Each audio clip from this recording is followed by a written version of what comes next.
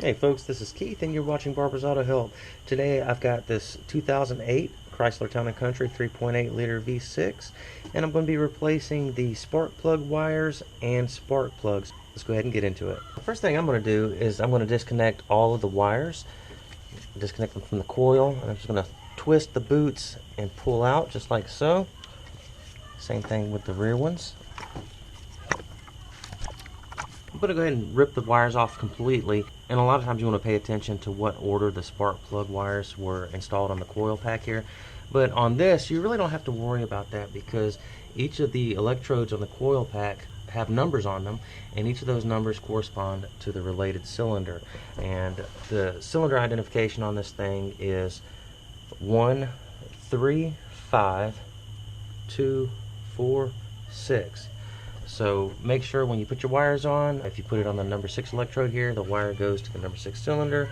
If you put it on the number 4 cylinder, so on and so forth. You get the picture there. So we're just going to go ahead and rip them off the rest of the way here.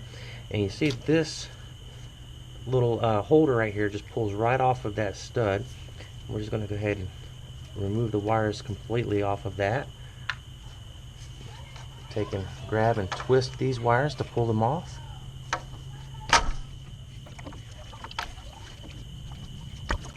Like so. Set them off to the side. Now going towards the rear of the engine here, you have these little wire holders, and you got one here which has been broken, and then you have one back here, and even these are numbered too. You see you got 1, 3, and 5. So you want to route the wires through this holder accordingly. This wire goes to the number 1 cylinder, this goes to the number 3, and this one goes to the number 5. Alright, so you can see here I've got that little lock tang that holds this holder on, and we're going to try to put a screwdriver down in there to release it. Put a screwdriver right in between there and release the hold down like that. And as you saw earlier, there's one of those hold downs in the front. There's also one in the center here. Mine have been broken somehow, so we're going to pull these wires up out of that holder. And not only has it been broken, but that part isn't on the valve cover stud, so it's just kind of sitting there dangling. So we're just going to remove that altogether there. So we're on the front cylinder head here. That's cylinder 2, number 4, and number 6. And I'm going to show you how to remove and install one spark plug per cylinder head. I'm going to do one on this cylinder head and one on the rear cylinder head. And by the way, guys, it's not a bad idea to take a little compressed air and spray around the spark plugs to get any kind of dirt or debris cleared out of the way before you take the spark plug out. You don't want any foreign materials going down in your cylinder. You need a 5/8 socket, spark plug socket with a 6-inch extension. Go ahead and place it over the spark plug and loosen the spark plug. Alright, once you got it loosened, you should be able to pull it out the rest of the way by hand, like so. There you go, and wow, the electrode is near about missing on that bad boy. Good grief. Okay, a little tip for you when installing your new spark plugs. Get an old spark plug wire boot, like so, a good flexible one like that, and use that to install your new spark plugs. Just put the porcelain end in the boot there, and it makes it real easy to get that in there so that you can spin them down by hand rather than using a ratchet and a socket to put them in.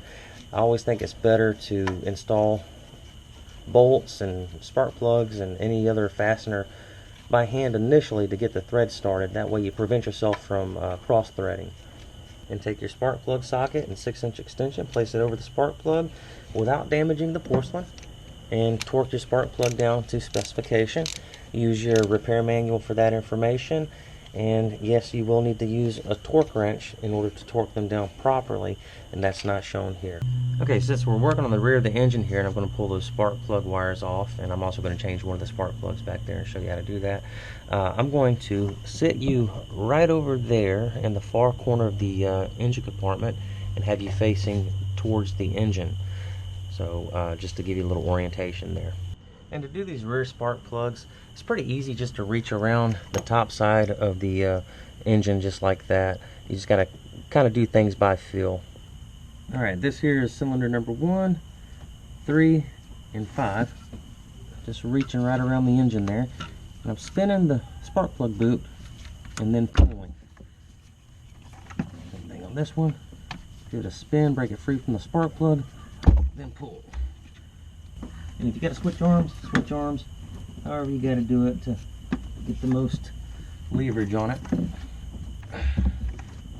Go ahead and put your spark plug socket with an extension, and I would recommend a 6-inch extension. Ratchet.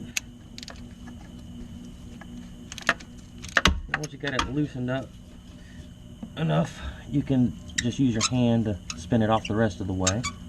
So when you get it all the way loose, it'll come right out. And I won't show it, but the removal process for the other 2 cylinders on the back cylinder head is the same. Take your new spark plug and use your spark plug installer to spin it down by hand initially. Place your spark plug socket onto the spark plug and use care not to damage the spark plug in the process, and torque it down to manufacturer's specification. There we go. Now, it's not a bad idea to take just a little bit of dielectric grease and put it in each end of the spark plug wire. One on this boot that goes to the coil pack, and a little bit on this boot, inside this boot, that goes on the actual spark plug. And that'll make it so that it's not so hard to remove in the future when you do spark plugs again.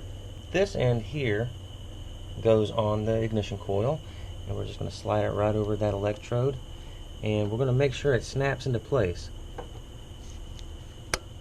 like so. And here goes on the spark plug, and make sure it snaps into place also like so. And you can see I've got the number 6 going to the number 6 cylinder, and you want to do that with all your other cylinders. Now, the wire routing for the back cylinder head is pretty much the same as the front, of course, but you're going to have to run the wires through this little channel here, and of course lock it down once you get the wires in there. And as I mentioned earlier, this sits on top of the back valve cover, and it should be on the studs. And of course, you need to put your guide back on your front cylinder head here with the wires in it, just like that. That's pretty much it in a nutshell. Very simple. If you have any questions, please comment down below. Please see the entire description and read the entire description of this video before you apply any of this knowledge or perform this task. If you're watching this video on a platform other than youtube.com, the description may not be available to you. You may have to go to youtube.com, find my channel, Barber's Auto Help, find this video on my channel, and then watch it there, and look down below, and there will be the description, and it will have more information about this and a disclaimer. And as always, like and subscribe. Thanks again.